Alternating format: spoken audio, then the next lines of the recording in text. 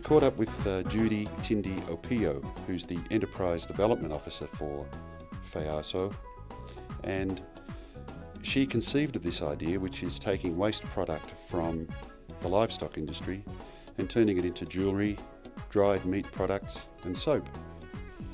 We hope that by highlighting her enterprise we can attract investors, which we think is a great project.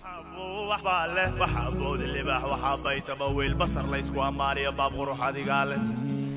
we started with a group of 40.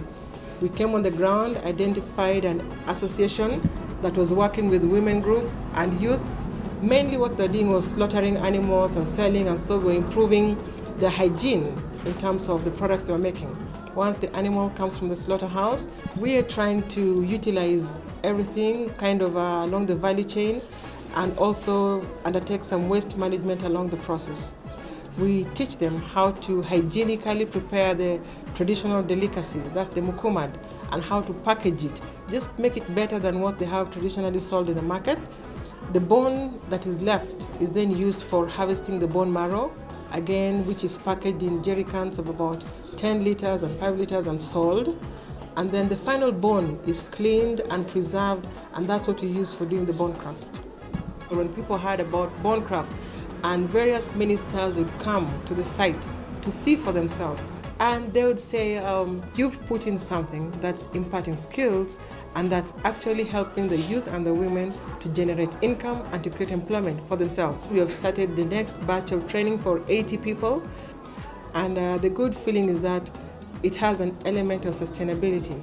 The raw material is available locally, and the skills, if retained, can create family business, can create group business, can create income. We want to, first of all, segment the soap into other sub-products, increase the value by probably making toilet soap with aloe vera, again, which is locally found.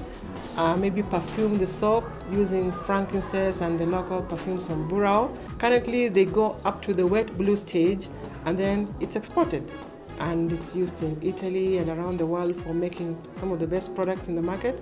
But we believe a little of that can be done here.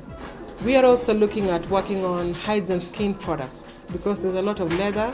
So we want to train them to preserve the hides and skin and then to have it for production of leather products. Machinery is the big thing now because we've shown with the manual production they can do so much. But with machinery, they can have safety guards, they can produce better finished products, they can produce in bulk, and that is what we need for market. During the expo, we have had the opportunity to meet several interest groups, and we've come across Shurako, which again has indicated the opportunity for networking with other like-minded groups, business groups, and that would be a big plus to find support to scale this up because it has potential in terms of generating income, generating business, and also for improving the product for the export market.